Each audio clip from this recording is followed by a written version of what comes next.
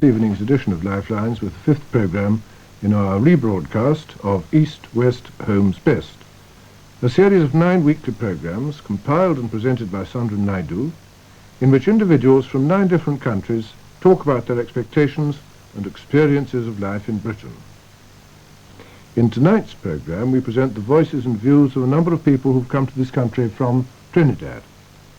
And here to introduce the programme is Sandra Naidu. Most of us have the impression that the West Indian Islands are peopled by the descendants of African slaves.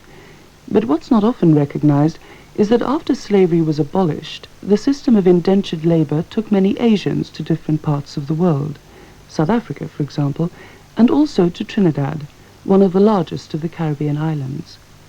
Trinidad is Jamaica's only real rival in terms of size, and it has not only a large population, but a very mixed one, in which the Trinidadians of Asian descent feature prominently.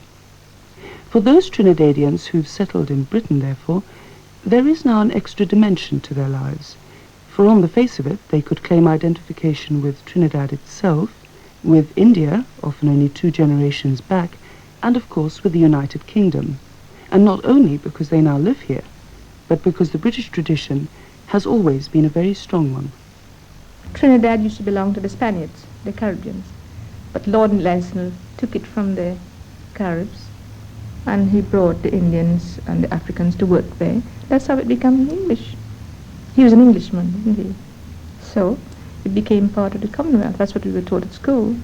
In the colonial days, we used to be, we were more English than the English themselves. We used to be singing all the national patriotic songs, and we had a deep reverence and respect for Her Majesty and for the King and things like that. And we looked to England as the mother country, land of hope and glory, mother of the free, and we took joy and pride, on occasions of national importance where we had to celebrate the Queen's birthday or the King's birthday, and they had other celebrations. So we took pride and joy in singing, with gusto about the might and the glory of the British Empire and things like that. English people, they can't distinguish a West Indian from Indian from India. They seem to class everybody, all Indians as Indian from India. They don't know the difference. Even at work, the girls, they ask me, are you cooking curry today? They believe that we eat curry every day. But that isn't true. We eat just like the English people. It's the same life, we eat the same food, we wear the same clothes, the same custom, all we know is English. Well, I answer that question every day, up to now. People always say, what part of the world you come from? Are you Indian? And I said, yes. But you're not from India? And I said, no. And they said, were you educated in England? And I said, no. I said, where did you think I come from? And I said, I give you a few guesses, and then they would never guess. And they say, Africa, and I said, no. And I would laugh, and say, Trinidad. I said, oh, you don't look so. They all wanted to know something about Trinidad. They wanted to know if we had houses over there. And did they live on trees, and did we wear grass skirts? And I said, and I had a jolly good laugh. And they said, but what are you laughing at? And I said, we don't live on trees. We live in houses just as you do in England. But where did you learn to speak English then? I said, what do you think we speak in Trinidad? They said, Trinidadian. And I said, what is Trinidadian? We don't know. I said, we speak English as you do in England. The honest truth is that all we maintain in so far as our ties with India are concerned is just cultural, really, in a rather nebulous sort of way. My forefathers came from India. I can't remember what particular states they came from now, but I know my grandfather, his mother came from the state of Mysore, and of course they came under this indentured system, to cultivate the lands and so on. He became very prosperous, and very soon he rose to a very high position with the government and became an overseer in one of the sugar estates. I am the only Christian in my family. They're all Hindus.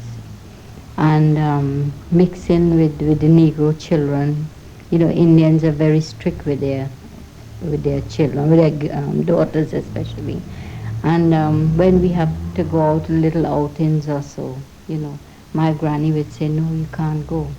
she will tell my father that he must not allow me to go out with Negroes because their way of life is, you know, a little different to the Indians. They can go out anywhere as they like, go in and come in, whereas the Indian, they stay at home all the time, especially the girls. And they never see the need to educate girl children because they feel that they'll get married very young and leave home and go. So no need to educate girl children. So they educate the boys and they leave the girls at home. I mean, they get the elementary education, but not, you know, universities and things like that. I was a qualified teacher teaching in Trinidad. It was my desire to further my studies in along the legal profession, and I came to this country primarily to study law because of the absence of any school of law in Trinidad or the West Indies at the time. You had to be well-to-do. That is why I taught for a while first, tried to save up some money, and after that I moved over to England. If anybody wanted to leave Trinidad at the time to come and study any of the professions, they had to have money. There was no doubt about that. In my case, I also came here to do infant matters and teaching with the aim of also doing law. When I came here, I did 2 or 3 courses along the teaching profession. I started law and I decided not to go back just yet. So I just stopped it. I came to England to study nursing. I didn't get through my nursing, didn't get into hospital, but I got a job at Liberties because I worked for them in Trinidad. First I went to Trinidad House and I said, is there somewhere I can work? And they said, no, there's nowhere. I said, but there's Liberties down the street. They said, but they wouldn't employ because they don't have people like you working there. But I went in and looked around and everything looked just as I know it would be. And I went in and asked for an interview with the staff manager, and they gave me, that was about Tuesday, and on Thursday I had an interview, and I started working Monday morning. I work as a sales assistant, but I didn't tell them I knew so much about the fabric and so on. They were so surprised that I knew all of their patterns when I saw one, and they said, that's a new one. I said, it's new, but there's only one thing in it new, is one color in it. And they said, how did you know? I said, I sold it before. It would be a disgrace for me to do a job like that in Trinidad. Women don't usually work in Trinidad, especially Indian women.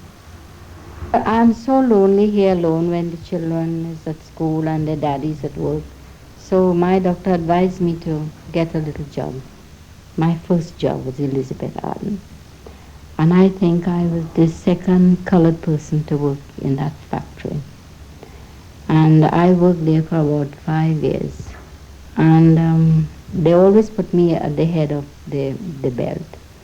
And sometimes when it's short, they send girls from another belt to help out, from another department. And this Indian girl, she came over to our belt, and she was a bit slow. And our supervisor, she made a terrible remark, and it upset me so much that I had to leave the job. I left and I walked out. What did she say?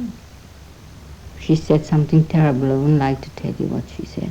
I thought that she was prejudiced by her remarks. So I left and I went. I never went back. And the personal officer wrote me a letter asking me to come back. And I went back to the job and they transferred me to another department. But after that, I didn't feel comfortable at all. It was comparatively easy. My first job, I had no difficulty at all. In fact, I had several offers. My first job was with the Independent Television Authority in Knightsbridge, a semi-administrative post. Oh. It was purely clerical, it was routine, you know. The atmosphere was not conducive, you know, to very much progress. And I believe because of my experience in civil service matters and so on, you know, this bureaucratic sort of thing, I felt very bored going back to do administration again, which I had done for a considerable part of my experience with the government. And so I asked for a change, and they could not see, at that time, they couldn't see their way of giving me a change. So I said, well, look, I would have to consider packing up. So the fellow was very nice to me, my manager, and he said okay, and then I left. I was very depressed when I saw the conditions under which I had to live when I came to this country. I was accustomed to living in a house all by my own. Well, I was married about 3 years. For 3 years, we had a house in the country, 2 bedrooms, sitting room, kitchen, dining room, and a lounge. And you can imagine my shock when I moved into a bed-sitter in Balham. I just can't really describe it. I was really depressed. I think it was lousy landlords, really, because I remember having to sleep on pillows which were covered with old shirts, and the bed was covered with jute sacking, something I never thought I'd ever see in London. I expected to see that in a underdeveloped country, not even Trinidad. I didn't expect, I've never had it in Trinidad. She said, you must use the gas fire or the electric fire. And God knows the shillings went very, very fast. No other form of heating was allowed. Then the kitchen we had was a greenhouse, which was converted into a kitchen. There were broken glass overhead, and the autumn showers came through. It was terrible. Well, you couldn't turn to anyone else, because in those days there were quite a number of decent flats going, but those are the great days of no coloreds or Europeans only on the notices advertising flats, you see. I was a little more fortunate, I suppose. A girl from my country came before me, and she had all plans laid down. Nevertheless, the fact remained that when I came here, I was only offered a room. The only thing is I had a kitchen, the use of a kitchen. It was a fairly large room. Still, we were not used to these things, you see. Home, we are used to a big house, big surroundings. Still, I was a bit disappointed, really. And I thought maybe I wouldn't last 3 or 4 months. I made up my mind that I'll try my best to stay, but the thoughts went on for about 6 or 7 months. I was always tempted to go back. And I think my wife was very good, really, and she said, well, come on, let's stick on and see what happens. One day, a friend came to me and says, there's a job going, and I wonder whether you'd be interested. So I went down there, not with the hope of getting the job, just to explore the possibilities. And as soon as I saw the director, he saw my background and my papers, my experience, my qualification, and said, look, we will take you on right away. And the salary he offered was very attractive, and I thought, well, here was such a good chance to go back and do administration again. And I said, well, it was important to get a job to keep the home fires burning, you know, because the boys were then at university, some at high school and so on, college. We have a nice cross-section of community employed there. They have, I don't think that they pursue any sort of racial policy at all. But you can see there is a bit of class or social distinction, if you want to put it that way. I wouldn't say that they're racialist tendencies or racialist policies, but there is that gap between the colored and especially those who occupy high positions like the managers and so on. They believe, well, they must maintain this, you know, this gap.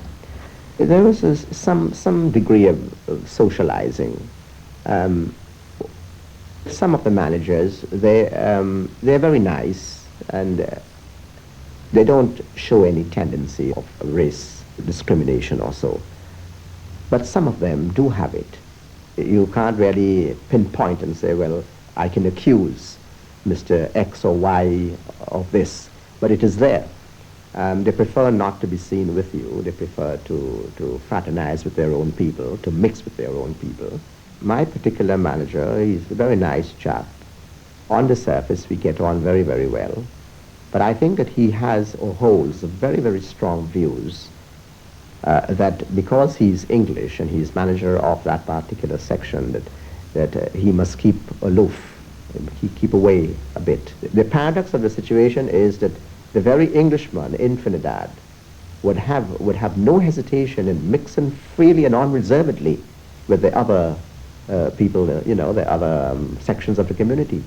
But here in Britain, he would want to maintain this aloofness because he's an Englishman and this is his home. And he seems to feel that, no, we are just birds of passage, as it were. Very soon, we may be thinking in terms of going back. I could never consider England as my home. It's my temporary home as such. My eldest son, who is now 16, wants to know what came into my head to make me come to England to live. He visited Trinidad on 2 occasions, in 1972 and 74. He was born in Trinidad and came to this country when he was 4.5. And right now he wants to go back to Trinidad for the summer holidays again. He just likes it. He can't see how it is we are able to live this sort of a confined life in London, whereas in Trinidad we had such a free, easygoing life. My daughter takes exactly the same. Exactly. Mind you, she was a bit bigger when she came. She came here when she was about 9. A little more than 9. And every time we go back home, she thinks it's hard to return. The baby thinks he's English, but not the other boys. Because he was just a few months when we came here. He doesn't know anything about Trinidad. And when we speak about Trinidad, he tells us that is your country. One Sunday he said a few years ago to his dad, well, we cook real West Indian food, rice and peas and stewed chicken, and we made salad and some vegetable, dasheen and cassava that I brought from Trinidad. And his dad said to him, come on and have your dinner now. Mommy cooked some Trinidadian food for you. So he came to the table, and when he looked at the food, he said, I don't want that. You can keep it Trinidad food. You can fry some chips for me and piece of chicken. And I had to, because he would need the food. In Trinidad, everybody's home is open to you. We can go to anybody at any time, anywhere, anyhow. It's a common thing for anybody to go to anybody's house, and they say, right, oh boy, spend the weekend, that is it. And there's cooking going on, and there's dancing going on. I mean, impromptu. It's unbelievable. Here, if you want to go with somebody, you have to notify them at least a week before. You telephone them. And I find when you go to people's home, I mean, the reception is not very, it's good really, but the most obvious is a cup of tea. In Trinidad, you go to somebody's home, and behind the scenes in the kitchen, there's big food going on there cooking. If we were in Trinidad, our wives get a maid there to do your household chores, including cooking, for about $100 a month. But I feel guilty about that. That's one of the reasons why I long to go back to Trinidad, because I feel that life is much too burdensome for my wife here. She's also teaching, and when she comes in on an evening, it hurts me to see that she's got to get down to work in the kitchen. I help her considerably, but even so, I have so much to do when I get home from work. The washing and the cooking and cleaning. You feel so free in Trinidad, so free. But here it's like a prison, just 4 walls. I enjoy going to church, that's all here. Going to church, I look forward to it every Sunday morning to go to church. But I don't care like going to bingo and in the pub and things like that. I wasn't brought up that way. Sometimes I go do shopping. And you can't really shop, Sometimes you buy things that you don't need in all the excitement and hustle and bustle in the shops. So I find it very difficult. And Trinidad is a very small place, it's a small island, and you can shop there with ease and comfort. And we get fresh meat every day. Not like here. You can go wait, every 4 o'clock they kill, the cattle and pigs and sheep and things like that. So You get fresh food every day. Well, it's the way of life, you know. In Trinidad, it's so free and easy. You do so many more things than you can do in England, actually. I find we have so much time. Teachers begin work there at between 8:30 and 9, and finish about 1 o'clock. So they have that whole afternoon off. There are so many things to do: fishing, cricketing, football, surfacing, diving. I mean, you name it, we got it there. Youngsters start playing cricket with the branch of a coconut palm and a tennis ball.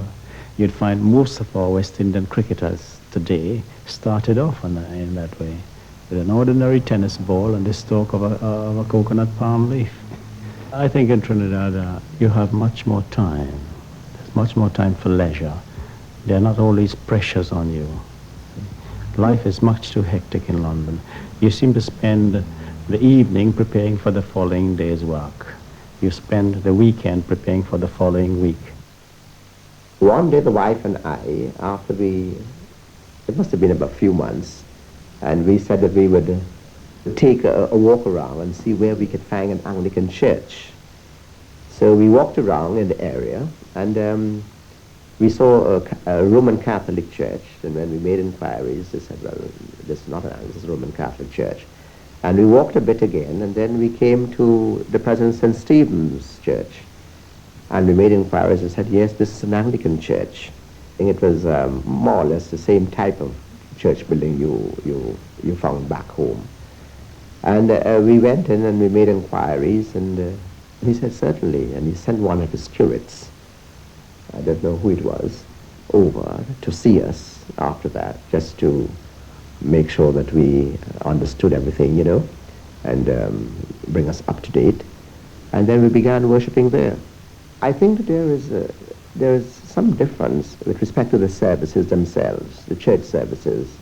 This may be giving ourselves a pat on the shoulder, but I think that our services at home are a great deal more meaningful, and there is a greater amount of affection and understanding, love, I would say too, between the congregation and the minister. Well, the minister, for a start, if you were having a christening or wedding in Trinidad, you extend an invitation to the minister to come home and his family, and he willingly accepts. But here there's some reluctance, you know. You've actually, not that you have to force, but he doesn't care to really accept your invitation. The minister back home, he knows the homes of every one of his parishioners. He knows them intimately. You go to church on, say, the principal occasions like Easter or Christmas, and you listen to a sermon. It's rather profound, and it really touches you and moves you. But here it seems to be this matter of course sort of thing, you know. And one would have thought that, well, coming to a place like England, I mean, is considered to be so rich, you know, in all its cultural heritage and things like that, where the church life is so deep, and of course they boast about it, that it would be perhaps the same way as in Trinidad, but it's vastly different. The services here are rather drab. I just accept what England as it is. When I first came, I couldn't understand why everybody was running. And I said to somebody one day, I said, why is it everybody's running? And said, they're going home. I said, but they came from home this morning. I said, but they want to get back home quickly. At Oxford Circus, there's so many people, and I used to stand up and wait until, I said, I wait until the rush go, but it never died down, so I had to get in the rush also and get home. So it never bothered me, no, never bothered me. Well, when I heard of a bottle party, I gave one great laugh because this was something unthinkable in Trinidad, you know. If you walk to the bottle to a party, your host thinks that you're insulting him. And the people said, well, you know, it's a bottle party, so I had to ask them, well, what do you really mean? They said, well, you know, everybody come bring a bottle. I said, oh dear me, I couldn't believe my eyes, really. We'll never do a thing like that in Trinidad. If we went to somebody's home and took a bottle, we are definitely insulting that person. And another thing I found that in Trinidad, if you invite friends, you don't pour their drink. You put the bottle there. They are free to take as much as they want. I was tempted to ask people here, but I thought maybe I might offend them. The only thing I could suggest, maybe it's maybe the people think that it's courtesy to pour you a drink, but we don't think so. We think we put the bottle there. You know how much you can drink at a time. You can drink as much as you can. I think it's more than that, really. We in Trinidad have never really had to face up to grave shortages for any length of time. We never had any war to interrupt our supply of or luxuries or whatever we need. And I think this has sort of influenced our general way of life considerably. We never had to go without. There was never a shortage of rum or food as such. So people are very, very free with it. Whereas when we recall during the last war, rationing went on even to years after the war. And you can understand probably why there's this sort of attitude in this society. Well, I'm braver, and when I left Trinidad, I can speak to people and I can go places without thinking. In Trinidad, as soon as it gets dark, we didn't go out of the house. But in England, I can. And I think it's so safe. Self-confidence. I think that's the word, self-confidence. Once I was in a street, I had to go to a certain home, and I said to myself, I can't remember where I have to go. And a little voice at the back of me said, where is it you want to go to? I said, I wanted to go to Mrs. Brown, and I can't remember her number. She says, but she's my friend, I'll take you there. She's very kind. I think people in England are very kind. Well, I'm afraid that I really don't trust them. I don't trust English people, I'm very sorry to say. I get on good with them on my job, but I still have that little thing, at the back of my head that they're very deceitful. I just can't help it. I try to erase that from my mind sometimes, but I just can't help it. I'm angry and amused at the same time, because I find it so funny that you have Chinese, you have Indians, you have Negroes, you have all different types of people living together in my country then, and we all live in harmony with each other. And in Trinidad, growing up as a child, all they used to tell us about England is the mother country and it's land of milk and honey, and to come here and find something, different, it's totally different to what they preach. I remember I was almost shattered on one occasion when I visited some friends, some English friends. I deliberately tried not to get there at lunchtime, so I went at 2 o'clock. It so happened that they were having lunch at 2 o'clock, and I offered to call back in a half an hour's time. They insisted, no, do come in and sit down. And I sat down while they were having their meal. This sort of a situation would never arise in Trinidad. If we had to go short, we went short so that our friend would enjoy a bit of the meal with us. When I went home in 1965 to my sister's wedding, and I said after 3 weeks it was time to come back to England, to come back home. And my sister said, where is home? I said, England. She said, what is it you have there that we haven't got here? And I couldn't answer her. But when I came home, I took my key out and opened the door and looked at all the things that I had around me, I felt happy and I said, this was home. Well, I think your furniture, your paintings on the wall, the coloring of the room, and all the things that you collect, it becomes part of you, and that is home. So Trinidad is what to you now? Well, it's home also, but England is my home. I think home is where you make it, where you're happy. That was the 5th program in the series East, West, Home's Best. It was compiled and presented by Sandra Naidu, and the producer was John Thomas.